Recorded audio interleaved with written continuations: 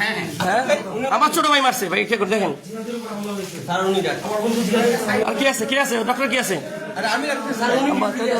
ওরে মারছে, মারি শেষ করে ফেলছে, তাই না? ভাই আমার পারাইছে ওরা। কোথায় কোথায় ভাই?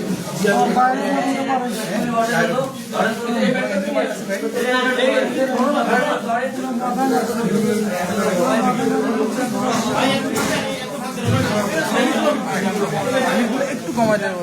লোক কমা, লোক কমা, লোক কমা।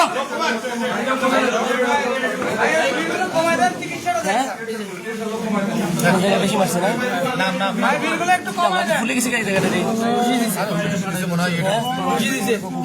মারছে, রড দিয়ে মারছে, রড দিয়ে মারছে, পালাইছে।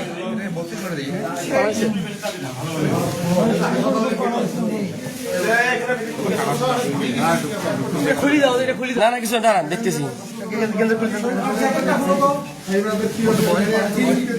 এই ছাত্র দলের সভাপতি, সেক্রেটারি, এটা নেত্রী যারা করছে, এদের যদি শাস্তি না হয় এদের অবস্থা খারাপ করা হবে। পুলিশ প্রশাসনকে আমরা দেখে নিব। এইভাবে যদি মানুষের নিরাপত্তা দিতে না পারে, আস্তে আস্তে আস্তে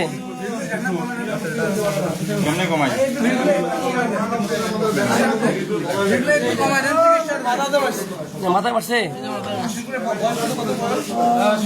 আরে ভাই 26 লেখেন, দ্রুত করেন।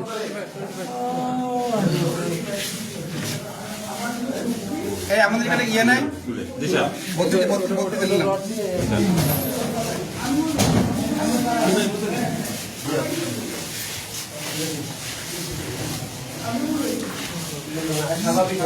পুরা কুড়িগ্রাম শহরে কোনো পুলিশ নাই, কোনো আর্মি নাই, কোনো প্যাট্রোলিং নাই।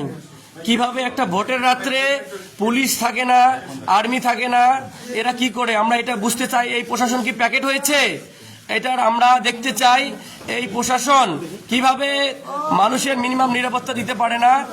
যারা কিভাবে, আমি আসলাম বাসা থেকে, এসে দেখি কুড়িগ্রাম শহরে কোনো মোড়ে কোথাও কোনো পুলিশ নাই, পুরো সাদাসিধা একটা অবস্থা। এটা কিভাবে হয়? এটা কি কোনো প্যাক্টের ইলেকশন হচ্ছে?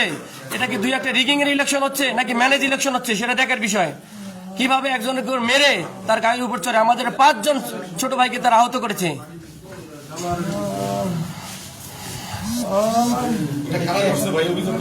আমি মুল এহসানের নেতৃত্বে ছাত্র দলের সভাপতি। ওকে যদি রাত্রের মধ্যে অ্যারেস্ট করে না হয়, এর ব্যাপারে আমরা যা করবো এরপরে কোনো দায়ভার থাকবে না।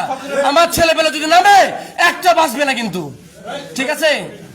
আমরা যদি এক রাত্রের মধ্যে আমি মুল এহসান সহ ওর টিম যদি অ্যারেস্ট না হয়, তার ব্যবস্থা আমরা কি করবো আমরা বলতে পারবো না।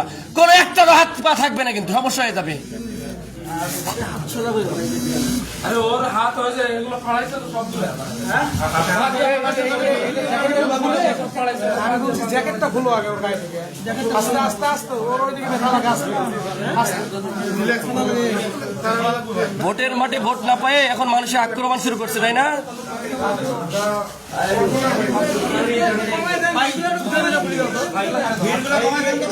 Army, police, RAB, BGB, answer, এত বাহিনী তারা কি করে? সওদাগর পাড়া 1 নম্বরে এবং সর্দার পাড়া এরকম আক্রমণ হয়েছে। তারা কি ভীতি দিয়ে মানুষকে বাসায় রেখে ভোট থেকে বিমুক্ত করতে চায়?